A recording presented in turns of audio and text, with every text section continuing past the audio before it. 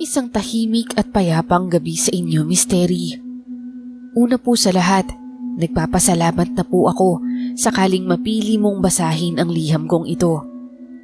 Itago niyo na lamang po ako sa pangalang Lando. Iibahin ko rin po ang ilang detalye para protektahan ang aking pagkakakilanlan. Hindi ko na po patatagalin pa dahil hanggang ngayon kapag naaalala ko ang pangyayaring iyon, nanlalamig pa rin po ang bato ko. Dati po akong hindi naniniwala sa mga kababalaghan. Para sa akin, ang mga kwentong katatakutan ay katang-isip lamang. Fresh graduate po ako noon dito sa Maynila at alam niyo naman ang pakiramdam ng isang bagong graduate. May pagkamataas ang tingin sa sarili. Bukod sa kakagraduate ko lang noon, wala pang isang buwan ay nakakuha agad ako ng magandang trabaho sa isang magandang kumpanya. Dahil doon, lalong tumaas ang tingin ko sa sarili ko. Ang lakas ng loob ko noon, Misteri. Akala ko hawak ko ang mundo. Akala ko ang lahat ng bagay ay kayang ipaliwanag ng simpleng lohika at ng aking pinag-aralan. Pero dun pala ako nagkakamali, Misteri. Dahil may mga bagay pala sa mundong ito na hindi kayang arukin ng talino. Muli, Misteri, ako po si Lando. At ito ang aking kwentong kababalaghan.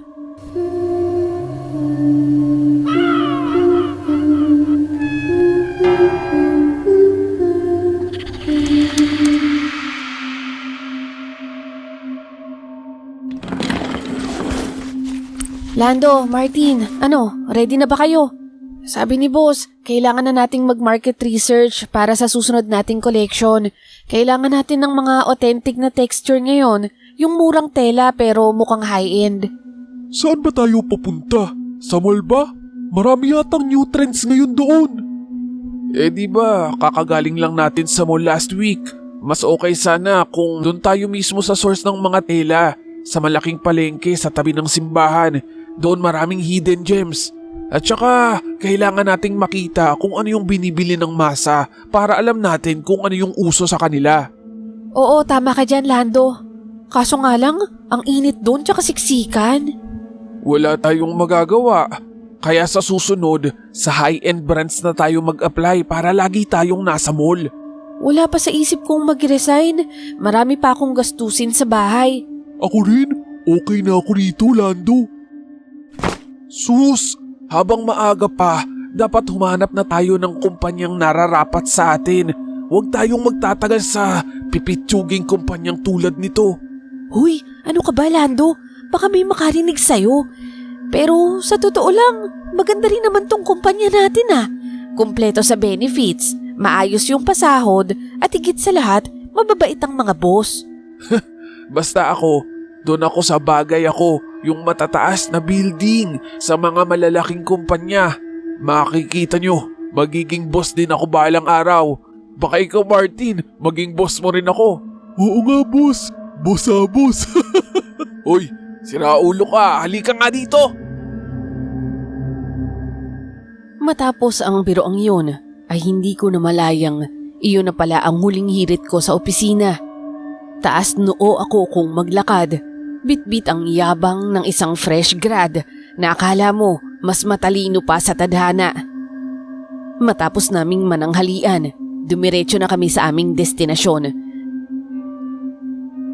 Naglalakad kami noon sa gilid ng palengke, malapit sa isang luma at madilim na eskinita sa tabi ng simbahan. Kasama ko sina Jasmine at Martin. Tawanan kami ng tawanan sa bawat makita naming kakatuwa. Sa paningin kasi namin, big time na kami. Mga fresh grad na may ID na nakasabit sa leeg, naka-smart casual, at ang boses, daig pa ang mga tagapagmana ng kumpanya. Panay ang lait namin sa mga mumurahing gamit at damit na nadadaanan namin. Para sa amin, lahat ng iyon ay baduy. Pagdating namin sa mas looban pa, para mag-source ng tela para sa holiday season, napahinto kami sa tapat ng isang kakaibang pwesto. Malayong malayo ang paninda niya sa mga nakapaligid roon na puro tela o mga damit. Sa pwestong ito, puno ng mga bote na may lamang ugat, mga tuyong dahon at mga krus na gawa sa kung anong kahoy. Doon sa gitna ng dilim, nakaupo ang isang matandang tindera. Nakalugay ang mahabang buhok at seryosong nagbabasa ng pocketbook. Dahil sa taas ng lipad ko, hindi ko napigilang bumanat. Sapat ang lakas ng boses ko noon para marinig niya. Guys, tingnan nyo to oh. 2006 na. May bumibili pa ba ng mga panggaganchong ganito? Tingnan nyo tong bote. Parang nilulumot na ata to eh. Nakakadiri ng tingnan. Sayang lang yung space ng bangkete sa mga ganitong produkto. Ang dapat dito, ginagawa na lang parking o kaya tinatambakan ng iba pang mga tela. Mas magiging kapaki-pakinabang pa. Hoy, Lando, ano ka ba? Baka marinig ka ni Lola. Grabe ka naman. Ano ka ba, Jasmine? Ang tali-talino mo sa opisina. Huwag mong sabihing nagpapapaniwala ka sa mga ganito. Hindi naman sa ganun. Pero wala na tayo doon kung anong gustuhin nilang itinda dito, di ba? Anong wala na tayo doon? Karapatan natin yun dahil tayo yung mga consumers. Aba, hindi naman dapat niloloko tayo ng ganun-ganun lang. Dahil sa lakas ng boses ko, dahan-dahang napatingala ang matanda. Tumingin siya sa akin ng diretso at ang boses niya ay parang kumakalos na buhangin sa sobrang paos. Iha, may problema ka ba sa mga paninda ko? Mawalang galang na ho, Lola. Pero hindi ba panluloko sa kapwa yan tinitinda nyo? Kung epektibo yan, edi sana wala ng ospital sa Maynila. Ang baduy po kasi sobra. Mag-isip na lang ko kayo ng ibang pagkakakitaan. At saka sa tanda kong to, panahon pa ni Kopong-Kopong meron na nito. Wala naman akong nababalitaan na gumagana to. Mawalang galang din, iho. Hindi lahat ng hindi mo nakikita ay hindi totoo. Ang mga ugat na yan, mas matanda pa sa diploma mo. Ingatan mo ang dila mo. Baka mamaya hindi mo na yan maipasok sa loob ng bibig mo. Oh, ayan na. Sinasabi ko na nga ba eh. Script ng mga scammer yan. Dadaanin tayo sa takot. O diba? Lola, graduate ako ng kolehiyo. Hindi tatalab sa akin yung mga ganyan. Kung ayaw mong maniwala, walang pumapwersa sa iyo. Pero, yang yabang mo bata. Akala mo ba ang talino mo na yan dahil lang may trabaho ka? Wala kang alam. Mabuti pa, umalis na kayo. Sana lang masarap ang kain mo mamaya. Hinatak na ako ni Jasmine at Martin palayo. Sila na ang nahiya sa pakikipagsagutan ko sa matanda. Samantalang ako, patawa-tawa pa ako noon at sinabi ko pa sa kanila na bitter lang si Lola dahil walang bumibili sa kanya. Matapos noon ay nag-Jollibee pa kami at gumala sa mall bago umuwi. Aray, parang ang sakit ng ulo ko, lalo na tong batok. Oh, anong nangyari sa'yo? Kung kailan pa uwi na tayo, tsaka ka nawala sa mood. Kanina, ang lakas ng trip mo. Biglang bumigat yung pakiramdam ko Sa init siguro to. Sige, mauna na ako sa inyo ha. Pero noong gabing yun, Mystery, saktong 6:00 habang pauwi ako, doon ko naramdaman ang unang kurot sa bato ko. Akala ko pagod lang sa mahabang pag-iikot o dahil sa mainit na panahon. Ang hindi ko lang alam, Mystery, doon na pala magsisimula ang kalbaryo ko. Ang dating masigla at mayabang kong pagkatao, unti-unting naging anino na lamang ng dating sarili ko. Ng mga sumunod na araw, tuwing sasapit ang eksaktong 6:00 ng gabi, sumasama ng matindi ang aking pakiramdam. Naninigas ang mga panga ko at ang dila ko ay tila nangangapal. Hindi na nga ako halos makapagsalita minsan. At ang pang-amoy ko, Misteri, pakiramdam ko sa lahat ng puntahan at pwestuhan ko, parang amoy namubulok na daga o parang may halong alimuom. Kahit anong spray ko ng pabango at ng mga air freshener, hindi ito mawala-wala.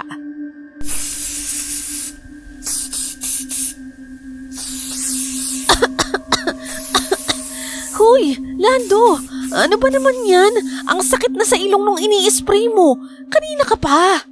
Oo nga pre, hindi na kami makapagtrabaho ng maayos dito. Buong department, amoy na yung ini-spray mo. Kaya nga tingnan mo halos puro usok na dito dahil sa amoy na yan. Nakakasuka na. Napakabaho Hindi nyo ba naaamoy yun? Amoy patay na daga na ewan. Tsaka parang, parang amoy ng alimuom nang gagaling sa ilalim ng lupa. Amoy daga? Wala naman kaming naaamoy Ikaw Jasmine, may naaamoy ka? Wala rin. Ang naaamoy ko lang yung matapang na spray mo. Ay naku Lando, tigil-tigilan mo nga yan. Baka mamaya magkasakit na tayo sa baga nito. Hindi ko maintindihan, Misteri, kung bakit hindi nila naaamoy ang pagkabaho-bahong amoy na yon. Pero hindi lang doon natatapos ang lahat. Maging sa pagkain ko, Misteri, ay malaki ang pinagkaiba.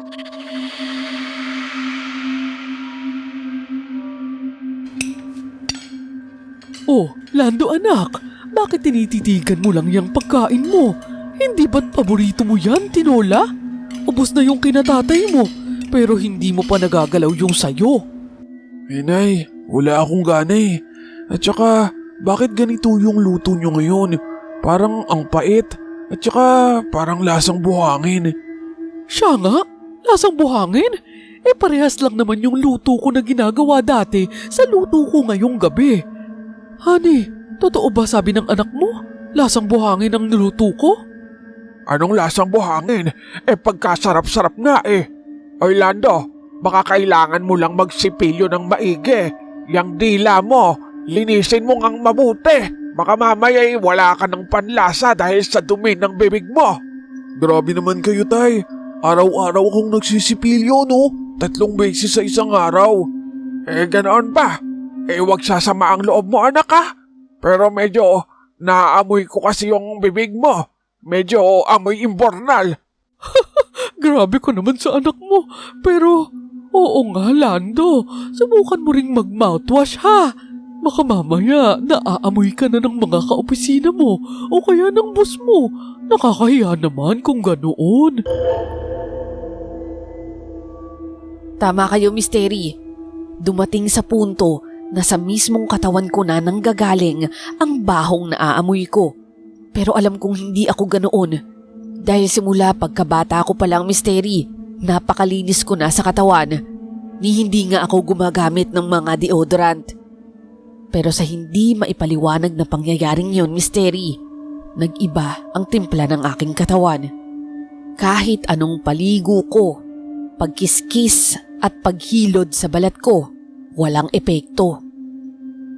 Hanggang sa isang araw, nang umiinom ako ng tubig, ay bigla na lamang akong nabulunan.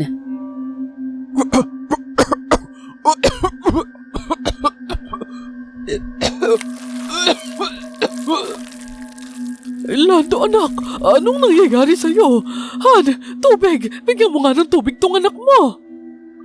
Sandali, ikukuha ko siya ng tubig. Napaupo na lamang ako sa sahig noon, Misteri, dahil sa sobrang pagduduwal at pag-uubo ko. Ang akala ko pa nga ay hihimatayin ako dahil hindi na rin ako makahinga noon. Sinuka ko ang mga kinain ko hanggang sa may mahila akong mahaba, madulas at nakakadiri mula sa aking lalamunan. Ano to? Sus Maria, Chef Lando! Ano yan? Bakit may buhok mula sa bibig mo? Ang haba at ang kapal niyan ha? Anak, bakit mo naman kinakain ang sarili mong buhok? Umamin ka nga. Nai-stress ka ba sa trabaho? Hindi Nay, sumpa man. Hindi ko ginagawa yun. Pero Parang nararamdaman ko nga, parang galing sa loob ng lalamunan ko. Parang may gumagalaw pa eh. Mabuti pa ipahinga mo yan. Pag bukas hindi nawala, magpatingin ka na sa doktor. Ha? Magsabi ka, sasamahan kita.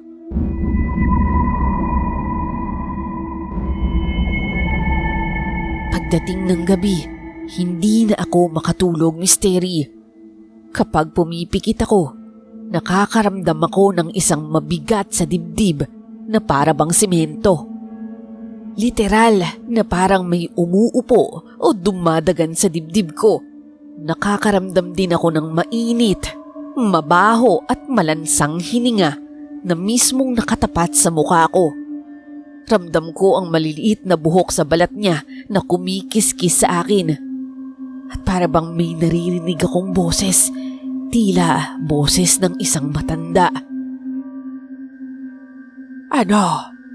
Busog ka na ba? Oh, kulang pa. Sa loob lamang ng 2 linggo, tila naging kalansay ako. Ang dating fit na polo shirt ay parang sako na sa katawan ko. Nanilaw din ang mga mata ko at naging uling ang ilalim nito. Nagpatingin ako sa doktor.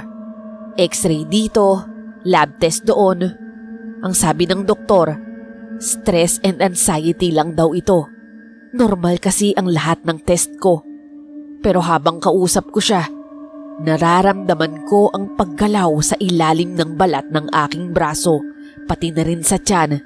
Parang may mga uod na nagkakarera. Bumubukol sila, Misteri. Nakikita ko ang pag-alo ng balat ko, pero pag ginawakan ko, biglang nawawala. Habang nakaupo ako sa gitna ng klinika at walang magawa sa nangyayari sa aking katawan, dito ko napagtanto na ang diploma ko, ang pinagtapos ko, ang lohika na ipinagmamayabang ko, lahat yan ay basura lamang. Walang kahit anong gamot ang siyensya para makapagpagaling sa bangungot na nararamdaman ko gabi-gabi o para sa mga uod na gumagapang sa ilalim ng aking balat na ako lamang ang nakakakita. Walang medisina para sa lasa ng lupa na nalalasahan ko at sa amoy bulok na naaamoy ko. Isang lunch break sa opisina. Nakatulala lamang ako sa baon ko, Misteri.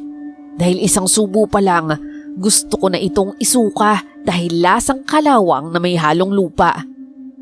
Nakatingin naman sa akin sina Jasmine at Martin.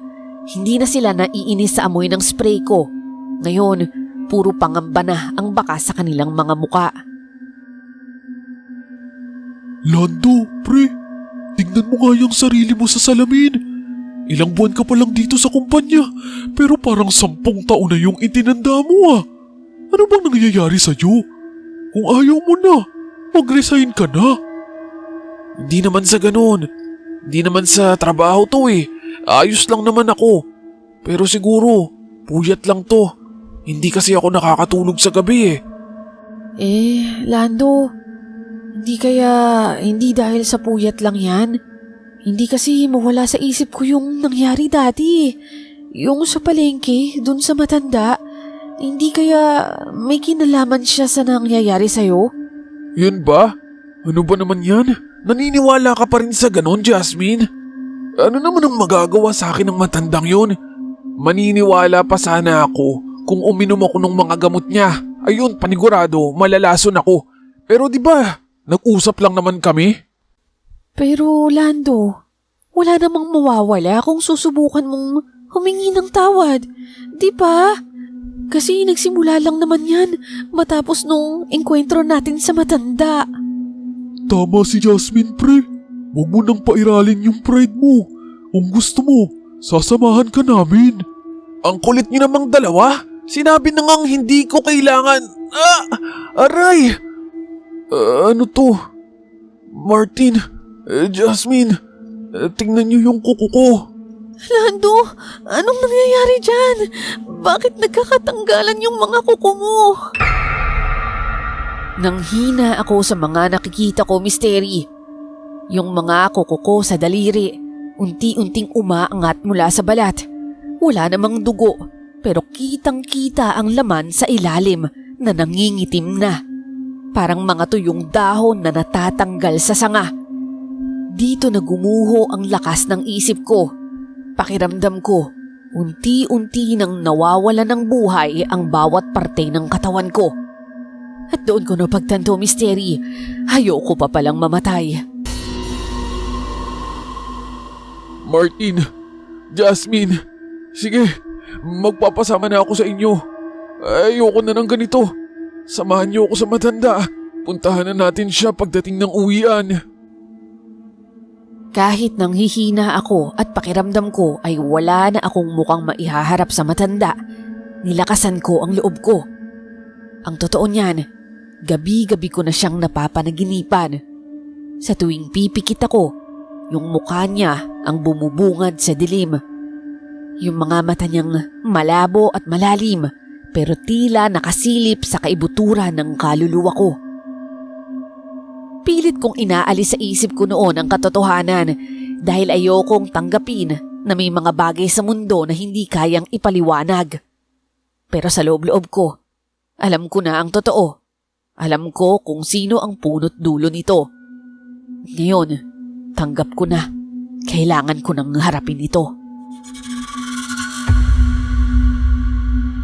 Sa puntong yun, Misteri, wala na akong pakialam kung magmukha pa akong tanga sa gitna ng palengke.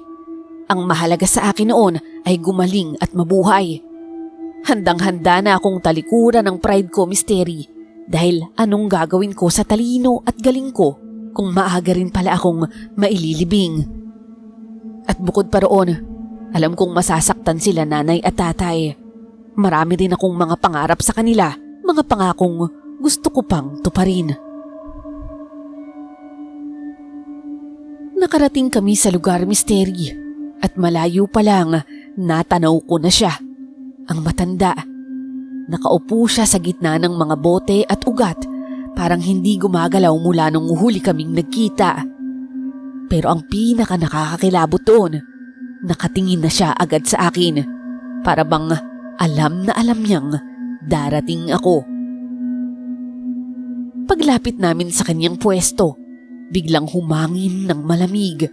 Kasabay noon yung amoy ng nabubulok na daga at lupa na laging nasa ilong ko. Biglang tumindi, parang sinasakal ako.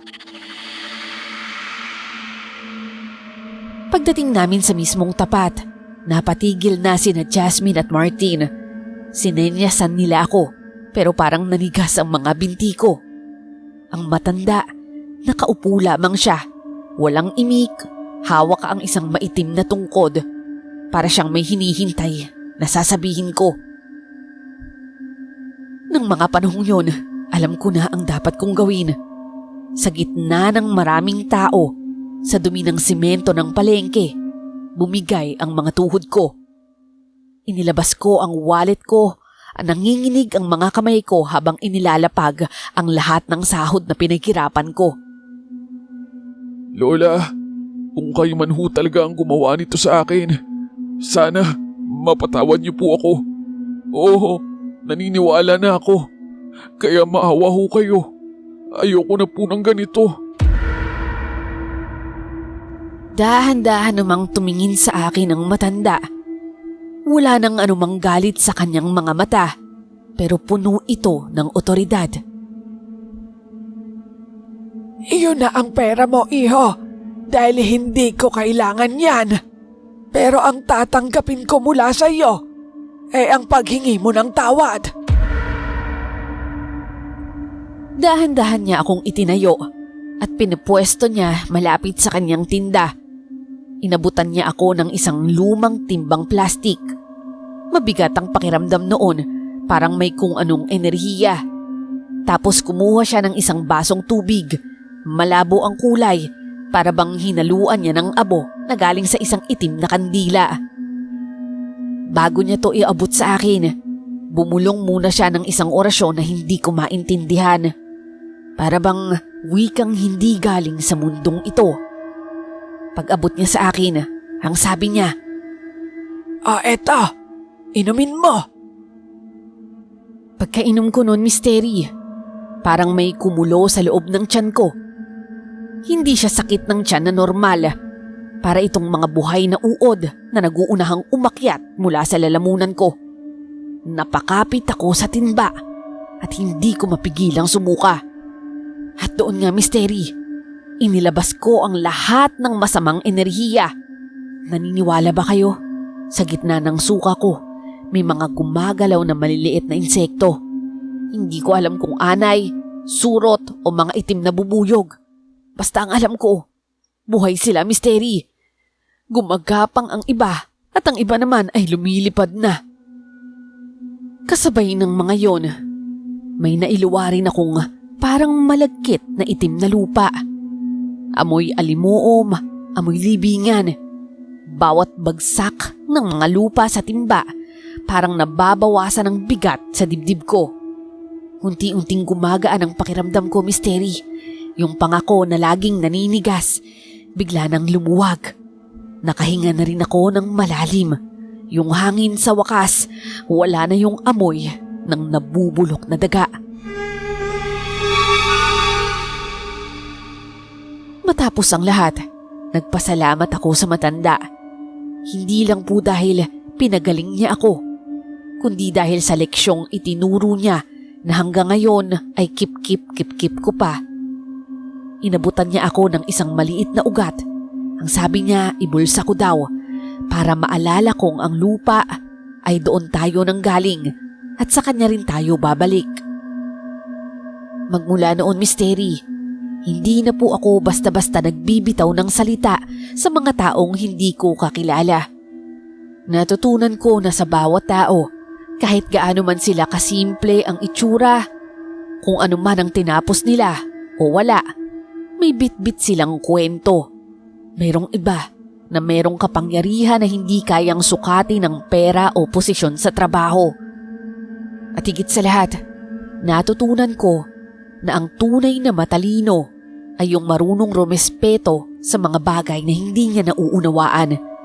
Dahil sa huli, ang pinakamalakas na sumpa ay hindi nanggagaling sa ibang tao.